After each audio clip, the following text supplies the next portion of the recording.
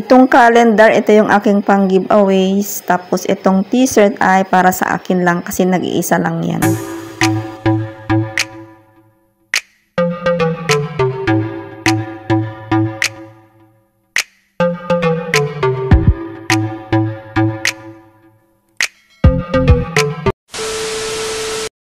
Hello everyone, it's me again, Rubia31 Vlogs, and welcome to my YouTube channel. So today is Sunday.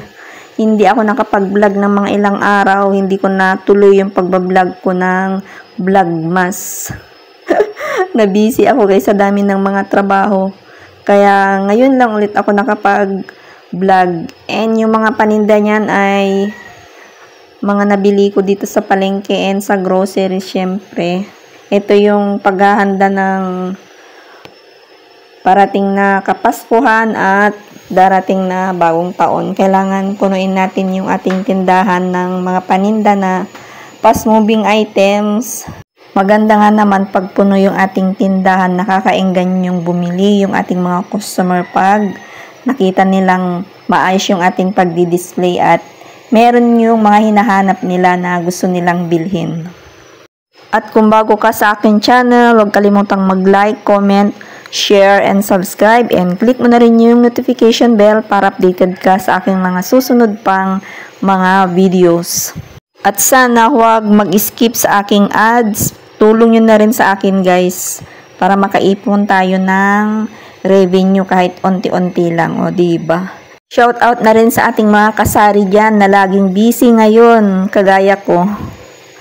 Bili ng bili at mag-stock na kung ano yung pwede nating idagdag na paninda dito sa ating tindahan. Ngayon mga panahon na ganito gaya ng Pasko, bagong taon, dito na rin tayo babawi guys kasi pag mga ganitong season ay medyo madami ang pera ng mga customer. Naglalagay nga ako lagi ng presyo ng ating mga paninda para hindi ko makalimutan kasi minsan iba din yung mga pinagbibilhan ko ng grocery, hindi pare-parehas yung presyo nila. Kaya talagang inisa-isa ko niyan lagyan ng presyo. Lalo na yung mga hindi masyadong mabenta para hindi natin makalimutan. Nakapagpa-deliver din ako ng purified water. Bali, 7 galon yan. 140 yung aking binayaran. Hindi pa naman nagtaas guys. Gumawa rin ako kahapon ng dishwashing liquid. Tapos yung aking in-order ay meron na siyang free na sticker. Ayan, 259 lang guys yung binayaran ko sa kit ng DIY dishwashing liquid. Bali yung free niya, sticker, 18 na piraso. So maganda yan guys kasi meron na siyang free. Tapos, 1 litro ang bentahan ko ay 35 pesos. Mura lang kasi yung aking mga plastic dyan ay ni-recycle ko guys.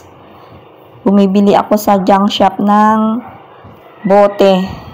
Kaya malaki yung aking natipid. Pag kasi sa online ka bumili niyan, mahal. Wala na akong tutubuin pag 35 pesos pa. Tapos, minsan pa yung na-order ko dati, basag na. Kaya nakakapanghinayang bumili ka nga ng bago tapos basag-basag naman. Mabenta ito sa aking tindahan guys, kaya palagi akong gumagawa nito. And natutuwa din ako sa mga customer ko guys kasi binabalik-balikan nila. Yung aking dishwashing liquid, hindi ko na mabilang kung ilang beses akong gumawa. Basta may time ako, ayan, gumagawa talaga ako.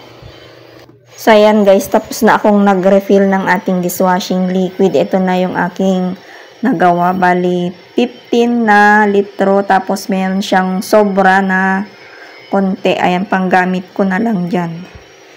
And next day, ngayong Martes, ito yung aking napamili dun sa De Colores Grocery. 800 plus yung aking binayaran dun. Ito yung mga kape na mabenta dito sa aking tindahan. Nagdagdag ulit ako guys para laging merong stocks at hindi tayo nawawalan ng mga ganitong mabentang kape.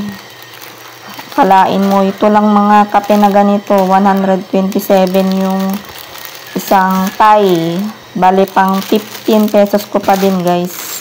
Ang mura lang dyan ay yung Great Taste. 118 ata. Tapos, meron din akong biniling floor wax, Skyflex, at Pancit Canton. So, ayan yung 800 plus. Then, ito yung nung na-order ko sa Shopee nung nakaraan, dumating kahapon. Meron akong biniling customized na calendar. Ayan, Ruby Store. Malit lang ito, guys. Bali, 10 piraso ito. Siyempre, bibigyan ko yung mga loyal kong customer. Yung manghingi lang ng pamasko. Yung mga hindi manghingi, hindi ko bibigyan. Ganun ako eh. Ba't ko bibigyan kung hindi naman nangihingi, diba? And ito na yung nakakatawang ginawa ko na in-order. Customized din. Sabi ko kay seller, liitan yung pangalan ko. At meron din nakalagay na sign ng YouTube. Ngayon, siguro, sinerch niya yung aking channel. Nilagay na rin niya yung aking picture. My God.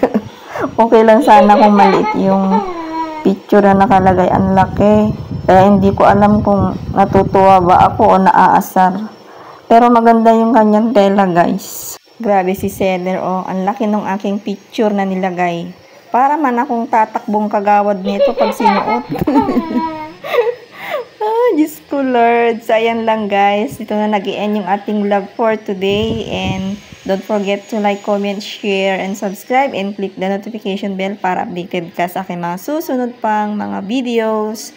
Merry Christmas, everyone! Happy selling, mga kasari! See you in my next vlog! Bye-bye! God bless us all.